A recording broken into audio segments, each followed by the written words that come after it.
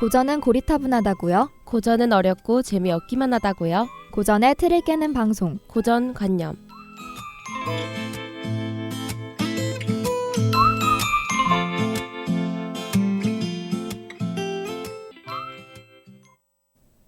안녕하세요. 고전관념의 아나운서 김민영, 이선영입니다. 선영씨, 지난주 고전관념 기억나세요? 물론이죠. 아리스토텔레스의 니코마코스 윤리학에 대해 배워봤잖아요. 네, 선영씨는 어떤 게 기억에 남으세요? 아리스토텔레스가 최고의 선은 행복이다 라고 이야기한 것이 기억에 남습니다.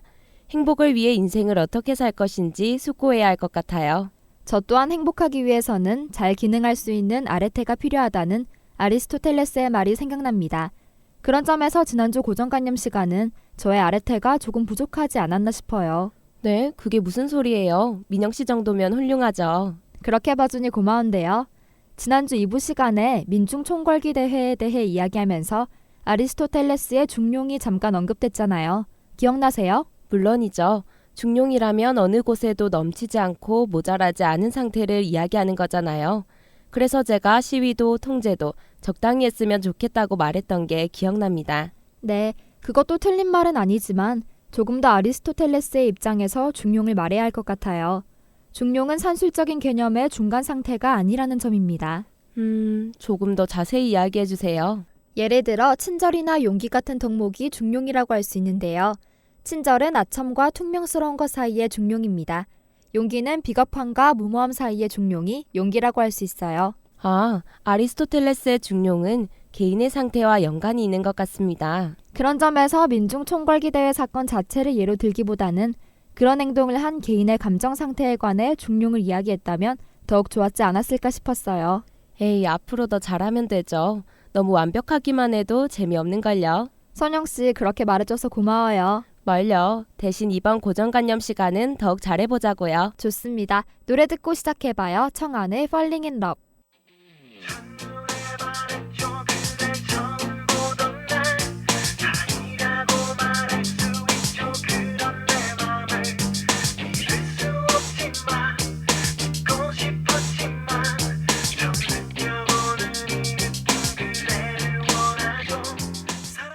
선영씨, 지금 뭐 먹고 있는 거예요?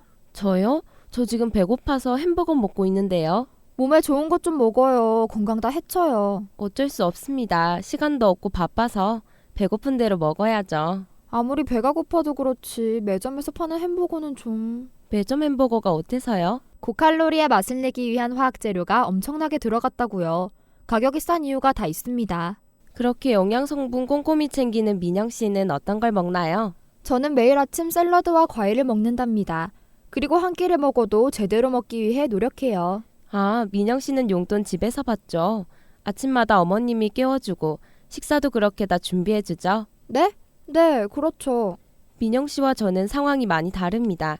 저도 그러고 싶지만 용돈을 제가 벌어서 써야 하고 장학금을 놓치지 않으려면 공부도 해야 하고 24시간이 모자란 이 상황에서는 매점 햄버거가 최선이라고요. 선영씨 사정 뻔히 알면서 미안해요. 그래도 저는 선영씨가 건강을 조금 더 챙겼으면 해서 말한 거예요. 괜찮습니다. 전 제 생활에 만족하는 걸요. 제가 민영 씨처럼 여유 있는 집에 태어났다면 상황이 어떻게 변했을지는 모르겠지만 저는 충분히 행복하답니다. 민영 씨 신경 써줘서 고마워요. 에이, 여유가 있는 집이라니 무슨 말이에요. 저나 선영씨나 똑같습니다. 서로 추구하는 가치관이 다를 뿐이에요. 각자가 처한 상황에 따라 추구하는 가치가 이렇게 다른 걸 보니 신기합니다. 저 선영씨 말 들으니까 생각나는 사람이 있어요. 누군데요? 피에르 부르디웨요. 피에르 부르디웨요? 네, 부르디웨는 구별짓기라는 책을 썼는데요. 사람들이 입는 옷, 먹는 음식, 취미생활 등을 통해 계급 간의 구별짓기가 있다고 말했습니다.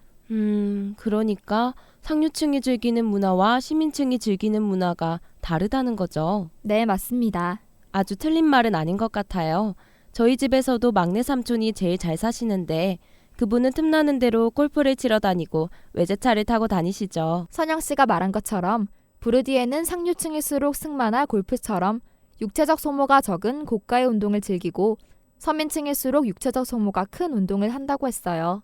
부르디웨가 우리나라 사람도 아닐 텐데 어쩜 이리도 우리나라 상황과 비슷하나요? 피에르 부르디에는 프랑스 농촌에서 가난하게 태어났다가 프랑스 파리 고등사범학교에 입학하게 되면서 구별짓기를 발견하게 됩니다. 당시 프랑스 파리 고등사범학교는 상류층 집안 자제들이 다니는 인류학교로 브르디웨의 입학은 이례적인 일이었어요. 아, 우리나라로 치면 브르디웨는 개천에서 용인한 케이스네요. 시골 출신의 상경이라 적응하기가 쉽지 않았을 것 같습니다. 네, 그래서 브르디에는 프랑스 사회의 권력주의와 귀족주의에 비판을 가하며 운동권 학생으로 졸업하게 돼요. 어떻게 해서든 상류사회에 진입하기 위해 노력하는 것이 아니라 그에 맞서 비판을 한 브르디웨가 대단하다는 생각이 듭니다. 구별짓기에서는 구체적으로 어떤 내용을 다루고 있나요? 그건 노래 듣고 알려드릴게요. 레오 페레의 생루이 섬. L'île Saint-Louis, en ayant marre d'être à côté de la cité, un soir a rompu ses amarres, elle avait soif de liberté.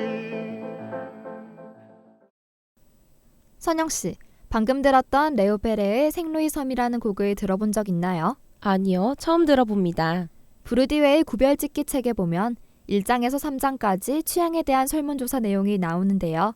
이를 통해 계급 간의 문화 차이를 발견하게 됩니다. 방금 들은 곡이 그 당시 프랑스에서 상류층이 즐겨 듣는 곡 중에 하나래요. 상류층일수록 클래식풍의 음악을 주로 듣는다는 거군요. 네, 서민층일수록 대중가요를 즐겨 듣는다고 합니다. 프랑스도 우리나라와 비슷하네요. 그런데 꼭 계급을 나눠서 이야기할 필요가 있을까요? 상류층도 대중가요를 들을 수 있잖아요. 맞습니다. 그 당시 설문에 따른 결과로 함부로 일반화할 수는 없을 거예요. 하지만 부르디에는 대다수의 사람들이 음악을 듣는 것에서부터 시작해 음식, 옷까지 계급 간의 구분짓기가 있다는 것을 발견했습니다. 브르디웨는 왜 이런 현상이 나타난다고 했나요? 그건 바로 자본 때문이랍니다. 맞아요. 하루하루 밥 벌어먹기도 힘든 사람에게는 쉬는 것조차도 사치죠. 방금 사치라고 말한 것처럼 부르디에는 취향을 사치 취향과 필요 취향으로 구분지어 이야기했습니다. 상류층일수록 사치 취향을 지닌다고 봤어요. 필요 취향은 필요에 의한 취향이고 사치 취향이라면 사치 부리는 걸 이야기하는 건가요? 비슷한데요. 부르디에는 취향을 필요로부터의 거리로 구분했습니다. 거리가 멀어질수록 사치 취향이라고 할 수 있는데요. 생존을 위한 것이 필요 취향이라고 볼 수 있습니다. 아, 저 알 것 같아요. 예를 들면 필요 취향은 아까 저처럼 단순히 배부름을 위해서 매점빵을 먹는 것이라면 사치 취향은 민영 씨처럼 건강을 위해 샐러드를 챙겨 먹는 것이라는 거죠. 네, 맞습니다. 필요 취향일수록 실용적인 가치에, 사치 취향일수록 미적 감각에 더욱 가치를 두는 겁니다. 맞아요. 아무래도 자본에 대해 제약이 없으니까 누군가에게는 배부를 수 있는 소리를 하는 거겠죠. 네, 부르디웨에 의하면 집에 대해 이야기를 할 때도 상류층은 집안을 어떻게 꾸몄는지에 대해 말한다면 서민층일수록 집을 어떻게 장만했는지에 대해 말한다고 합니다. 재밌는 내용이네요. 공감도 가고요. 환경에 따라 생각하고 말하는 것, 잊고 행동하는 것까지 모두 다른 것 같습니다. 이렇게 환경과 자본의 차이에 따라 형성된 문화 및 취향을 부르디에는 아비투스라고 이야기했어요. 지난 시간에 배웠던 아리스토텔레스의 습관, 즉 헤빗에서 온 단어랍니다. 아, 취향, 즉 아비투스가 환경에 따른 습관으로 형성된다는 말이군요. 네, 더 나아가 부르디에는 아비투스가 계급 간의 차별을 위해 존재한다고 봤습니다. 하긴 지금도 명품이나 VIP 룸 서비스도 다른 사람과의 구분을 위해 존재하잖아요. 그런 면에서 우리나라는 아직도 신분제가 존재하는 사회인 것 같습니다. 슬프지만 현실적인 이야기네요. 1부 끝곡 들려드리고 마칠게요. 스윙스 에일리의 리얼맨. 관심을 가진 놈이 없고 부모님도 그래 대충 시집가자 girl 아저씨긴 한데 직책 좋은 총각 만났어 예쁘지 않으면 숙녀 취급받기 힘든 사회 티지리들은 왜 여자들이 성형하냐 참 그냥 기가 차 머리 안에선 쥐가 나 절대 포기는 싫잖아 오늘까지 매일 피워 살을 다 깎아가면 너의 자존감을 건설했으니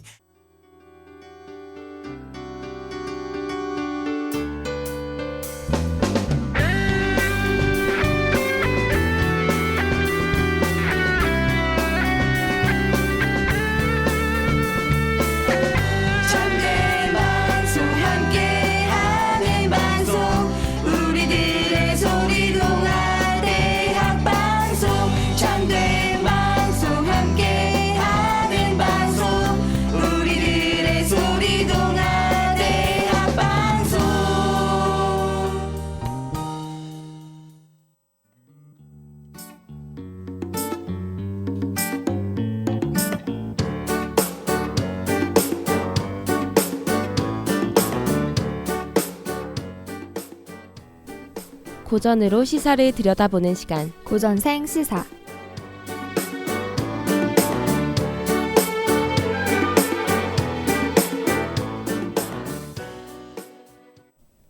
선영 씨, 등골 브레이커라는 말 들어보셨어요? 노스페이스 패딩 말하는 거잖아요. 고등학생들이 주로 입는 건데 너무 비싸서 부모님들의 등골이 휜다고 해서 등골 브레이커라고 하잖아요. 네, 잘 알고 계시네요. 저는 등골 브레이커를 통해서 고등학교 친구들 사이에도 계급이 존재한다는 사실이 놀라웠습니다. 오늘 배웠던 부르디웨와 연결될 수 있을 것 같네요. 패딩 가격에 따라서 찌질이에서 대장까지 계급이 나뉩니다. 너무 슬프지 않나요? 어린 친구들이 입는 옷에 따라 계급을 나누고 차별하는 것이요. 소위 학교의 짱이라고 불리는 학생에게 대장 계급의 패딩은 필수품이라고 합니다. 맞아요. 심지어 패딩도 계급에 맞게 입을 수 있는 사람이 정해져 있다고 합니다.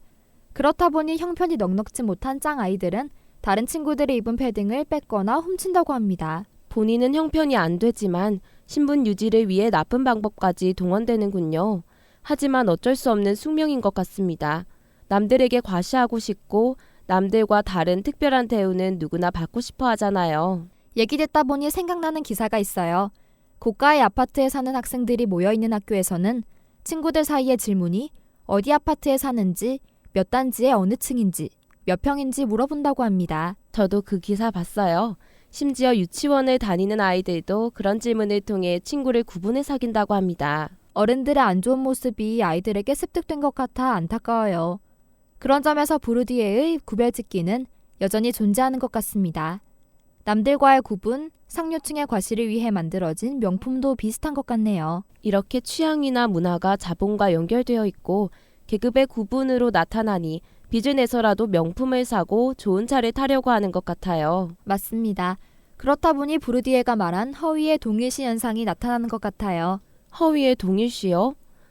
본인의 신분 상태와 다르게 남들처럼 행동하는 걸 말하는 거죠. 네, 이는 정치적 현상에도 비슷하게 나타나는데요. 부르디에는 아비투스에 따라 정치적 견해에도 차이를 준다고 봤습니다. 어쩌면 이건 당연한 이야기 아닌가요? 아무래도 그 계급을 대변해주는 지지층이 다르기 때문이죠. 들어보세요. 부르디에는 프랑스에서 노동조합의 역할은 현재보다 축소되는 것이 바람직한가? 라는 질문에 하층 계급일수록 찬성한다고 합니다. 신기해요.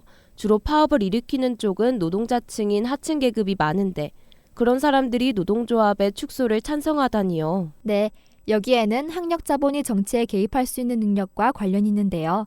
학력 자본이 부족하고 사회적으로 공인되지 못한 신분을 가진 사람들은 스스로 정치적 발언권이 떨어진다고 생각한다고 합니다. 아무래도 자신이 하는 말에 대해 신뢰를 하지 못할 것이고 자연스레 정치적인 사안에 대해 자신의 입장을 이야기하기 꺼릴 것 같아요. 네, 맞습니다. 그렇다 보니 서민층일수록 지배계급 대신 스스로 따르는 피지배계급을 선택하는 경우가 많다는 거예요.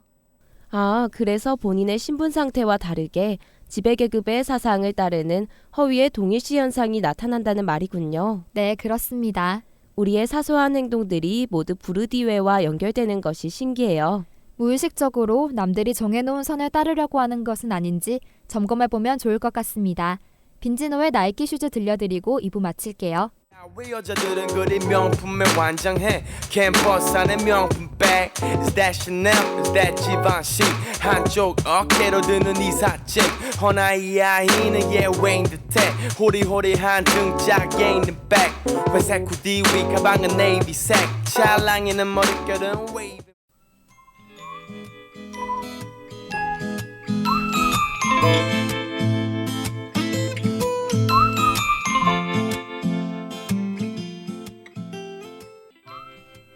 선영 씨가 먹는 햄버거 이야기를 하다 보니 어느새 피에르 부르디에까지 와버렸네요. 취향이라는 것이 계급 간의 구분으로 작용한다는 것이 신기했습니다. 네, 우리가 행동하는 습관인 아비투스가 환경에 의해 형성된다는 것은 슬픈 현실이라는 생각도 들어요. 그래서 자신의 계급 상태와는 다른 문화 가치를 누려 상류층처럼 보이고 싶은 사람들이 증가하는 것 같습니다. 부르디의 말처럼 이렇게 문화적으로 계급을 구분하고 차별하기 때문에 하층 계급에 속한 사람들이 신분 상승을 꿈꾸는 것도 당연하다는 생각이 듭니다. 저는 제 환경에 구애받지 않고 열심히 주어진 자리에서 최선을 다하며 나만의 주체성을 구현하기 위해 노력할 거예요. 좋습니다. 같이 실천해봐요. 다음 주 마지막 회도 기대해 주시고요. 지금까지 송출과 제작의 이윤희 PD, 기술의 나경태 엔지니어 수고하셨습니다. 지금까지 아나운서 김민영, 이선영이었습니다.